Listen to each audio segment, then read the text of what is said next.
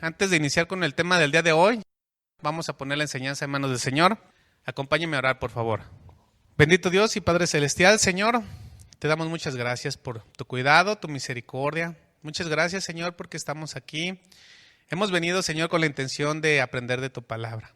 Esa es la única intención, Señor, que tenemos, venir a disfrutar, Señor, de lo que tú tienes para nosotros y que cuando es de confrontación, Señor, lo podamos recibir para cambiar, pero también cuando es de aliento, Señor, lo podamos disfrutar para seguir adelante en nuestra vida. Que nos ayude, Señor, a ser esa estrella, Señor, en la cual podamos guiarnos, por así decirlo, Señor, tu palabra.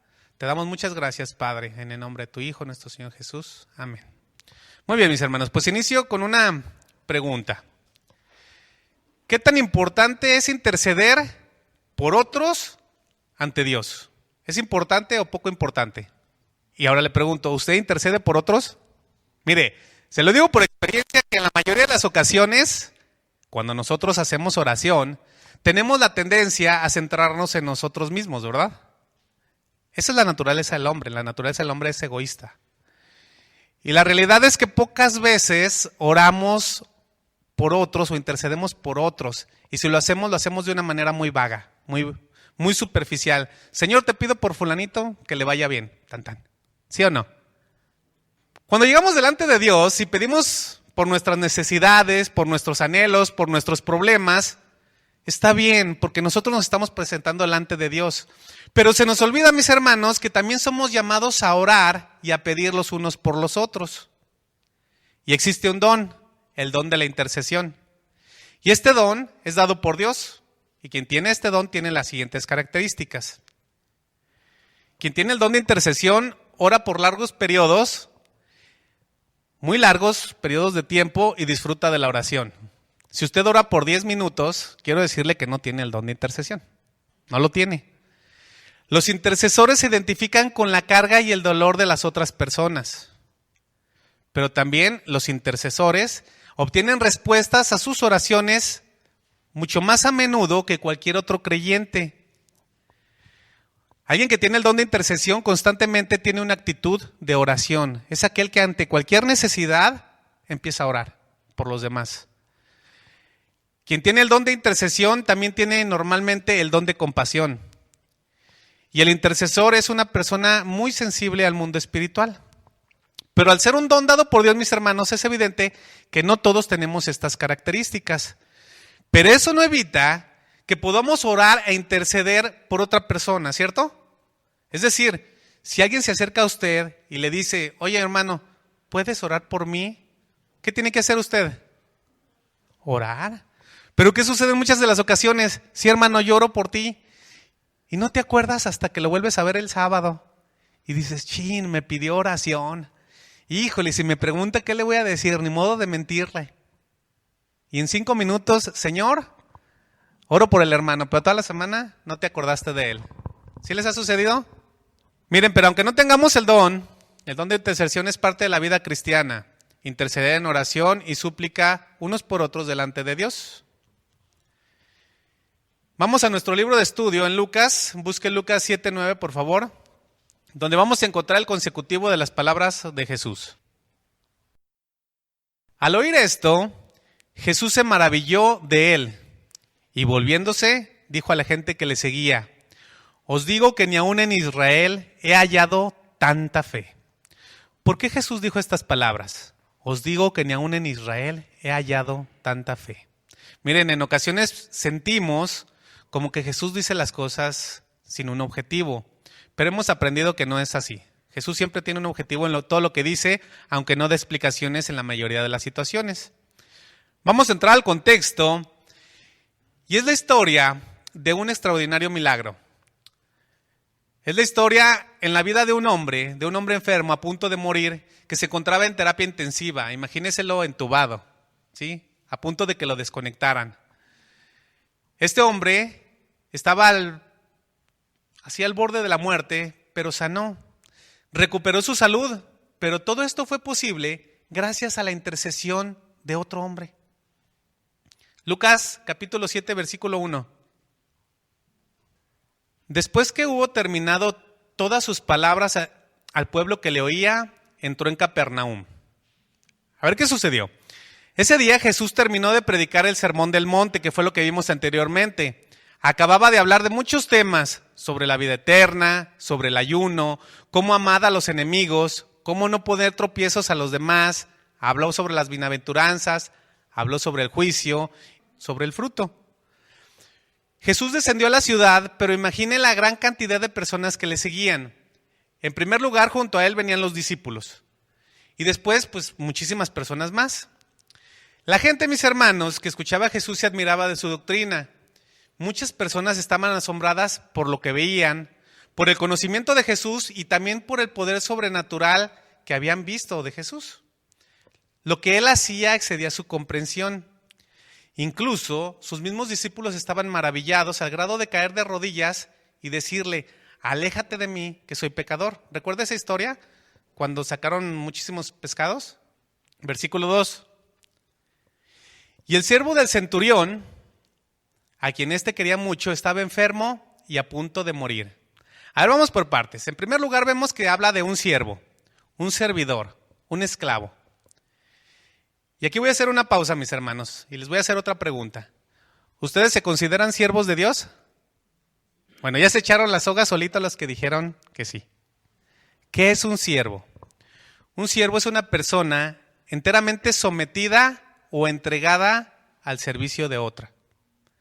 Es alguien dado en total disposición.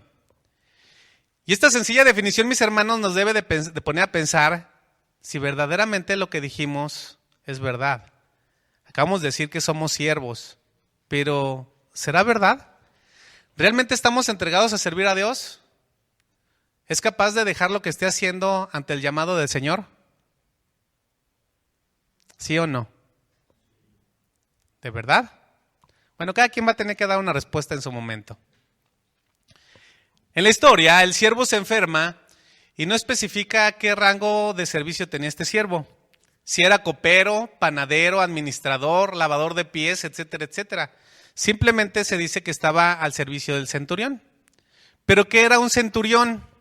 Miren, los centuriones eran llamados así porque eran los jefes a cargo de 100 soldados. Y estos soldados, estos centuriones, eran la columna vertebral del ejército romano. Como información, una legión romana, con toda su fuerza, para que se den una idea, contaba con 6,000 soldados. Estos 6,000 soldados reportaban sus acciones a 60 centuriones. Y estos a su vez reportaban a 6 tribunos, a los tribunos de la región. Y los tribunos le reportaban al César. Pero tenían una característica especial los centuriones. Y ellos eran considerados parte esencial del ejército. Un historiador romano, Polibio, los describe de la siguiente forma, para que vean la característica de un centurión.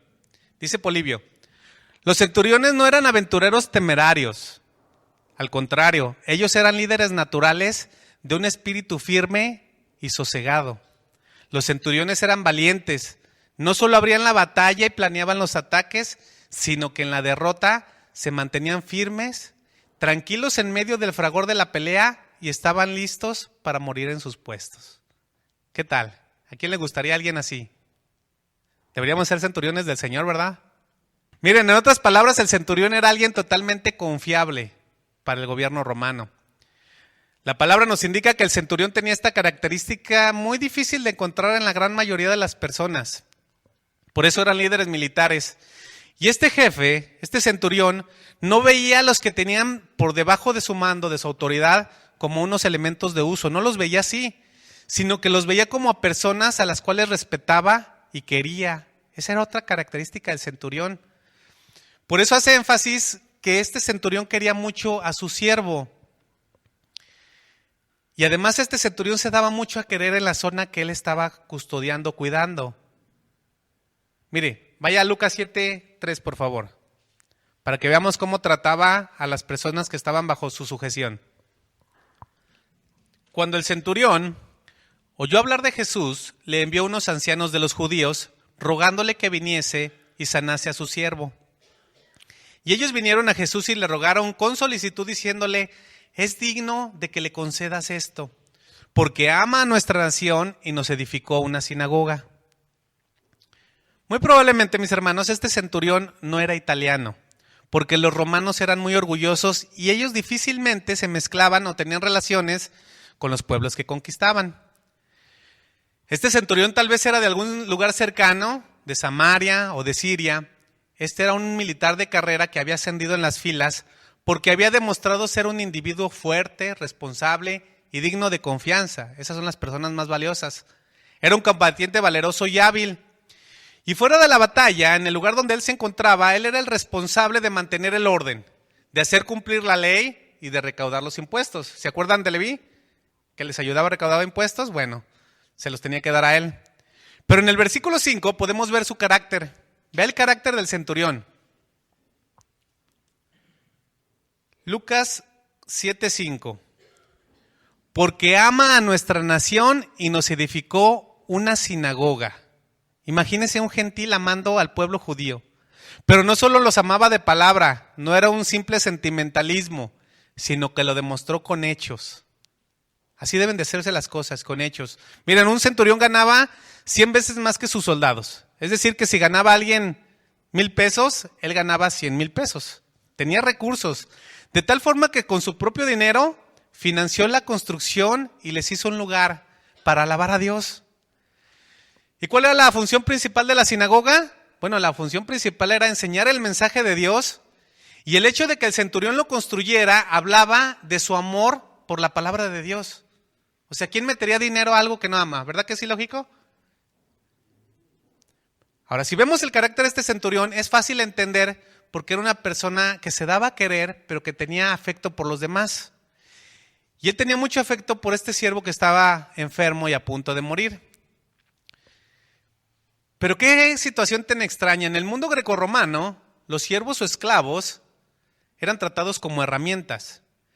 Los amos tenían control de sus vidas y de su muerte. Ellos los podían matar si querían y nadie les decía nada. Inclusive, un esclavo era considerado igual que un animal, como un caballo, como un asno. La única diferencia, ellos decían, era que el esclavo hablaba. Qué feo, ¿no? Así eran considerados. Pero este centurión marca un contraste extremo, muy atípico para esos tiempos, al grado que en la escritura, en vez de utilizar la palabra doulos, que se utiliza para esclavo, utiliza la palabra país, que significa siervo de confianza, o niño, o hijo. Esto quiere decir que el siervo era un joven. Y este joven estaba paralítico y gravemente atormentado. Esto está escrito en Mateo 8:6. Ahora, mis hermanos, yo no sé cómo, no puedo explicarlo, pero este centurión ya sabía con anticipación de Jesús. Este centurión había oído de él y sabía tanto de Jesús al grado que él ya había creído en que él era el Mesías, el Señor y Salvador. Y esto se hace evidente en el desarrollo de la historia. Regresemos a Lucas capítulo 7, versículo 3. Cuando el centurión oyó hablar de Jesús, le envió unos ancianos de los judíos rogándole que viniese y sanase a su siervo. O sea, le envió unas personas del pueblo judío para que fuera a su casa Jesús. Pero ¿qué sucedió? Cuando el centurión se da cuenta de que Jesús entró a Capernaum, él no dudó. Sabía que Jesús podía sanar a su siervo. Esa es la verdadera fe, fe que a veces nos falta. Ahora faltaba ver si Jesús quería sanarlo. Pero la parte que nos llama la atención es que dice que envió unos ancianos de los judíos. Mire, ponga atención, estos no eran fariseos, evidentemente. Ningún fariseo hubiera querido acercarse a pedirle un favor a Jesús.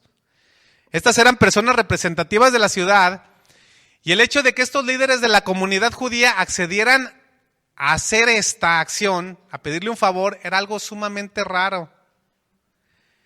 Estas personas fueron en representación de un soldado gentil. Y esta es una acción por demás extraña, mis hermanos, y muestra el gran afecto que le tenían. Pero vea las actitudes. Por un lado está la actitud del centurión, que no quiere presentarte ante Jesús. Por eso mandó una comitiva. Primero, no se quiere presentar ante Jesús por temor, pues sabía que tal vez lo podían rechazar porque él no pertenecía al pueblo judío. Y por otro lado, mis hermanos, él se sentía indigno de estar delante de Jesús.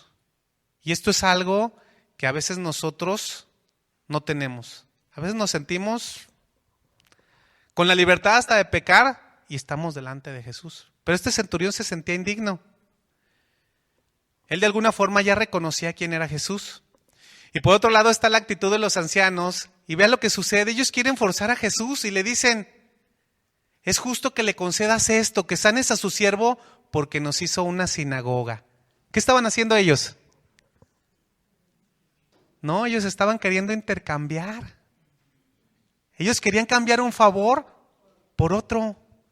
Esta es una pésima actitud de las personas. Parece que le ruegan, pero realmente lo que están buscando es un intercambio. ¿Es justo que le hagas esto porque nos hizo esto? Es como si usted le cobra el favor a sus hijos. Yo te di la ropa, ahora tú me tienes que barrer y trapear. ¿Verdad que no está correcto? Pero a pesar de la mala actitud de los ancianos, mis hermanos, Jesús accedió a ir con ellos. Pero no por ellos, accedió porque sabía cuál era la situación. Lucas 7:6, por favor. Dice: y Jesús fue con ellos, pero cuando ya no estaban lejos de la casa, el centurión envió a él unos amigos, ya no personas de ahí de la ciudad, sino unos amigos diciéndole: Señor, no te molestes, pues no soy digno de que entres bajo mi techo, por lo que ni aún me tuve por digno de venir a ti, pero di la palabra y mi siervo será sano. ¿Cómo estaría este centurión? Yo me lo imagino desesperado, sin saber cómo actuar. Mire, Jesús recibe la propuesta de ir a la casa con agrado. Jesús quiere ir a curarlo, se pone en camino, y ya cuando va rumbo a la casa del centurión, alguien va y le dice al centurión: ¿qué crees? ¿Que ya viene Jesús para acá? Pero el centurión dice: no, que no venga a la casa, y decide mandar otra comitiva. Y yo pienso que no es que no quisiera que Jesús lo visitara, o que le diera vergüenza a su casa. Al contrario, ¿se imaginan cómo ha de haber estado su casa? Muy lujosa. Pero lo que sucedía es que este hombre reconocía su ruina espiritual. Y esta es una buena característica de un hombre de Dios.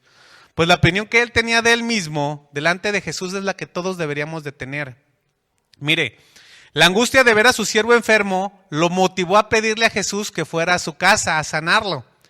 Pero una vez que se da cuenta que Jesús ya va en camino a su casa, reflexiona, se reconoce a él mismo como indigno, como un sucio pecador, de tal forma que no quiere estar enfrente de Jesús. Dice: no puedo estar enfrente de él. Y esta es la actitud del centurión, la que nos recuerda la misma actitud que tuvo Pedro en la pesca milagrosa cuando exclamó: apártate de mí, Señor, que soy pecador. Aquí podemos ver su humildad, su fe, muy diferente a la actitud de los ancianos. Y además, lo menos que quería hacer el centurión con Jesús era molestarlo. ¿Usted se ha querido acercar a alguna persona que es importante y que dice: no, mejor no llego, no lo vaya yo a molestar, él tiene cosas que hacer? ¿Sí le ha sucedido? Yo sí lo he hecho, ¿no? No, mejor no llego. Pero a la vez tampoco quería dejar que su siervo continuara enfermo. Y entonces era un manojo de nervios. ¿Qué hago? ¿Voy? ¿No voy? ¿Mando más? ¿Lo dejo que venga? Este centurión no sabía que al hombre de corazón contrito y humillado el Señor no lo rechaza. Y eso era lo que realmente estaba viendo Jesús, la característica que tenía el centurión. Por eso le dice: creo y reconozco que tú todo lo puedes. Solo di la palabra, no es necesario que vengas a mi casa, no es necesario que te muevas. Desde donde estás, tú puedes sanarlo. Lucas 7:8. Dice: porque también yo soy hombre puesto bajo autoridad y tengo soldados bajo mis órdenes, y digo a este: ve, y va, y al otro: ven, y viene, y a mi siervo: haz esto, y lo hace. El centurión vivía bajo autoridad. A él le daban órdenes y las cumplía, pero también sabía lo que era dar órdenes. Como comandante de militar, sus órdenes se tenían que seguir al pie de la letra. Pero el centurión, al expresarse de esa forma delante de Jesús, solicitándole que solamente diga la palabra para que su siervo sane, estaba mostrando una confianza absoluta en la autoridad y el poder divino de Jesús. Ese hombre entendía verdaderamente que Jesús tenía la autoridad sobre la vida y la muerte. Y ya lo estaba reconociendo como Dios, como aquel que todo lo puede desde el lugar donde esté. Versículo 9. Al oír esto, ¿quién lo escuchó? Jesús. Al oír esto, Jesús se maravilló. Mira la palabra que utiliza, se maravilló de él. Y volviéndose, dijo a la gente que le seguía: os digo que ni aún en Israel he hallado tanta fe. Miren, mis hermanos, parecen sencillas estas palabras, pero no lo son. Os digo que ni aún en Israel he hallado tanta fe. Estas palabras, dichas por Jesús, muestran la fe verdadera del centurión, la fe que confía. Y la Escritura además describe que Jesús en su humanidad se maravilló. No que no supiera lo que iba a suceder. Jesús sabía todo, pero aún así mostró asombro. Por un lado, mis hermanos, vemos a un gentil mostrando fe y por otro lado una triste realidad. Un pueblo, el pueblo judío, lleno de actos religiosos, lleno de tradiciones, pero sin una fe genuina. Y estas palabras, mis hermanos, de Jesús también son una acusación y una advertencia. Una advertencia triste para el pueblo judío, pero también para los cristianos de la actualidad. Miren, en la escritura paralela a esta historia, que está en Mateo 8, encontramos lo siguiente. Vaya a Mateo capítulo 8, versículo 11.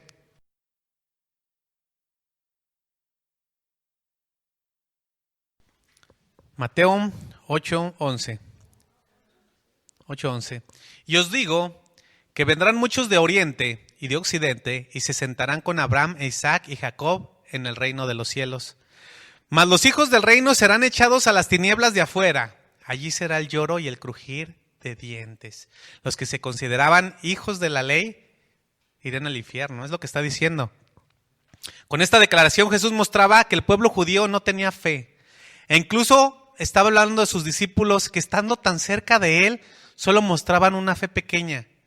Y que serían muchos los gentiles los que alcanzarían la salvación. Mis hermanos, que no nos suceda lo mismo. No sea que seamos unos creyentes superficiales sin fe verdadera. Y le voy a decir algo.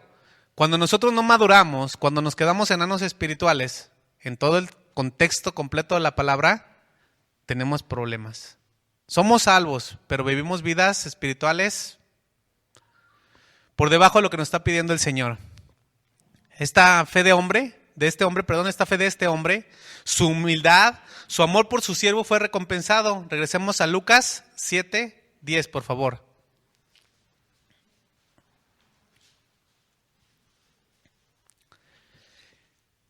Lucas capítulo 7, versículos 10 dice: y al regresar a casa, los que habían sido enviados hallaron sano al siervo que había estado enfermo. ¿Qué hizo el Señor Jesucristo? Bueno, pues honró su petición. Al ver que el interés por su siervo era verdadero, lo sanó. Este centurión, mis hermanos, sin darse cuenta, estuvo intercediendo delante de Dios. Estuvo pidiendo, estuvo rogando. Algo muy similar a lo que hizo Abraham cuando intercedió por una ciudad pecadora y por su sobrino Lot. Y de igual forma, Dios quiere que nosotros, usted y yo, seamos intercesores de las necesidades de los demás, mis hermanos. Que realmente mostremos un genuino interés por sus problemas. Que oremos los unos por los otros. Que pidamos a Dios por los demás, pero de manera correcta. Mis hermanos, a veces venimos aquí el jueves, el sábado, y como decía el hermano Luis, no, ni los nombres de unos a otros sabemos. Pero lo peor de todo es que a veces ni nos preocupamos por las necesidades de los demás. Y hay algunos que se sienten como que no pertenecen a la iglesia. ¿Y sabe? Tener ese sentimiento de no pertenencia es malo. Hay quienes vienen a la iglesia, llegan a la iglesia y piensan que nadie se da cuenta de si vinieron o no vinieron. Yo espero que muchos de ustedes sí se den cuenta cuando un hermano falta y que pida por él. Tal vez esté en alguna situación. Y si lo ve, que lo busque y le diga: hermano, aquí estoy. Necesitas oración, necesitas que te ayude. Pero no, a veces actuamos de manera muy fría. ¿Verdad que sí? El Señor nos exhorta que no hagamos eso. Dios anhela que nos unamos como un cuerpo, verdaderamente que seamos un cuerpo espiritual, que nos amalgamemos, que nos unamos de tal forma que podamos orar e interceder los unos por los otros de una manera verdadera, porque una iglesia que ora e intercede por los demás es una iglesia fuerte. Esa es la realidad, mis hermanos. Es una iglesia fundada sobre la roca. ¿Está de acuerdo? Bueno, esta es una exhortación, no lo tire porque es de la palabra del Señor, mis hermanos. Espero le haya gustado esta historia de alguien que intercedió por la necesidad de otro. Y vamos a ver qué más hay en palabras de Jesús el día de hoy. Vamos a Lucas capítulo 7, versículo 11. Es la historia que continúa. 7:11. Aconteció después que él iba a la ciudad que se llama Naín. Jesús se fue a la ciudad de Naín. E iban con él muchos de sus discípulos y una gran multitud.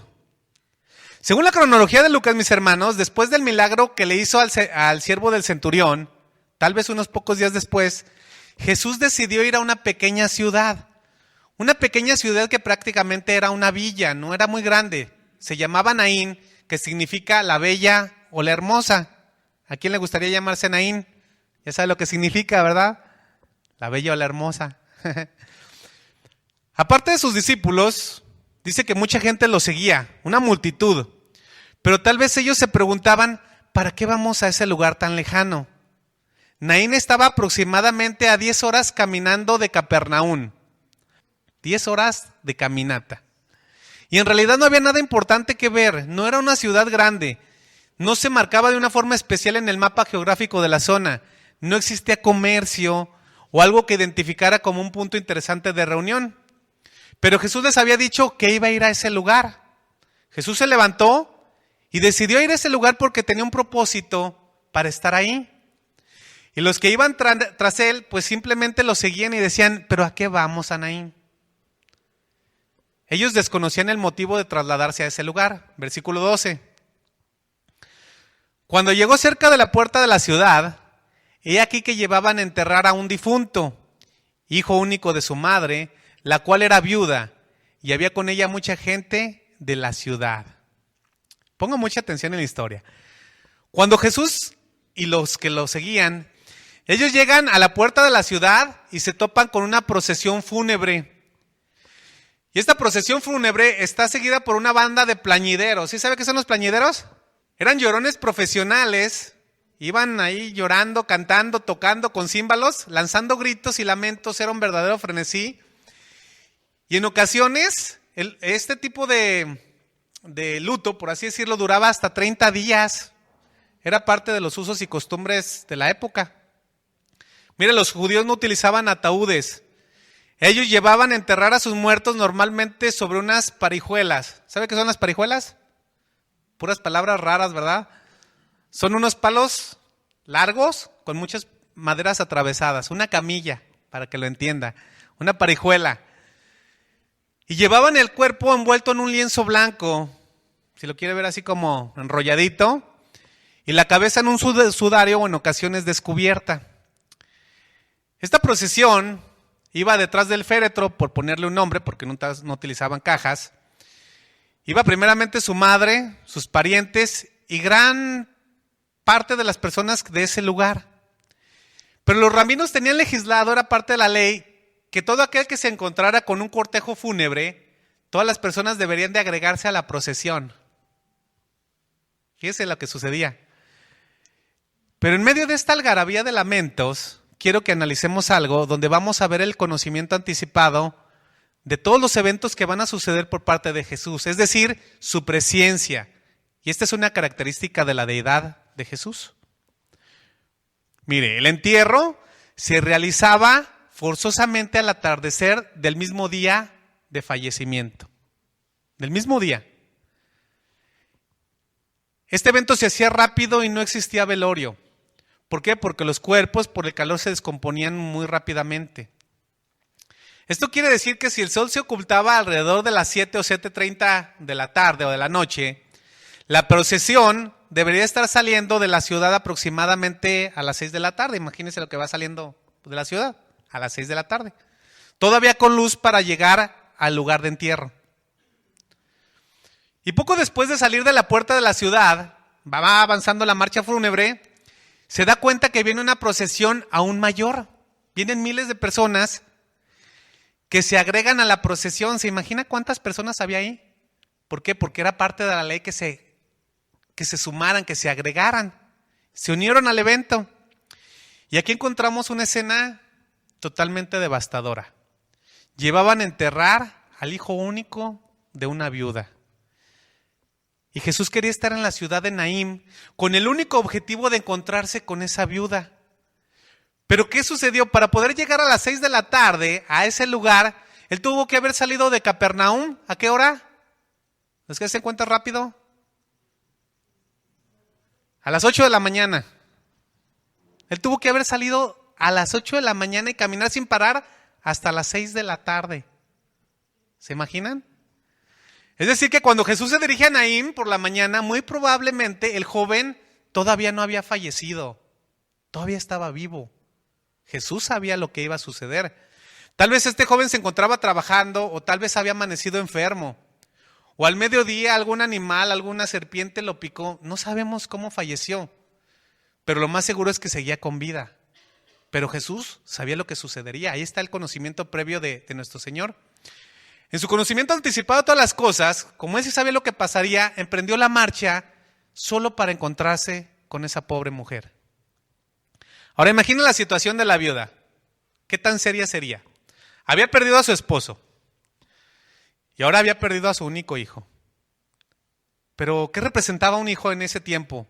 Representaba el sustento.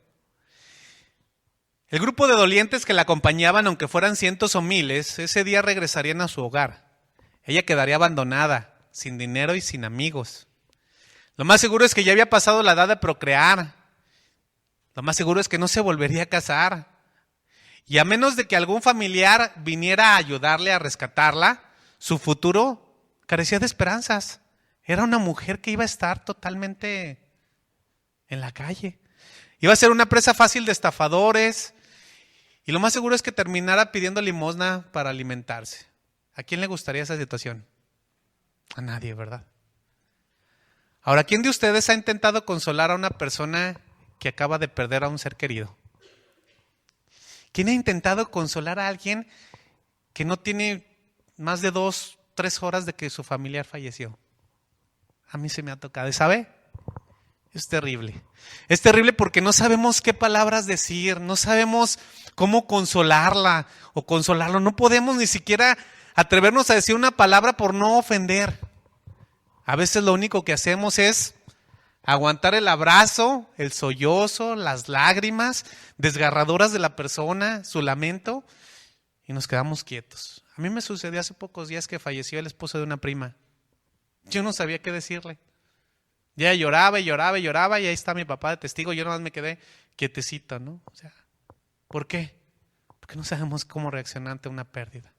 Es algo muy difícil. Pero eso no pasó con Jesús.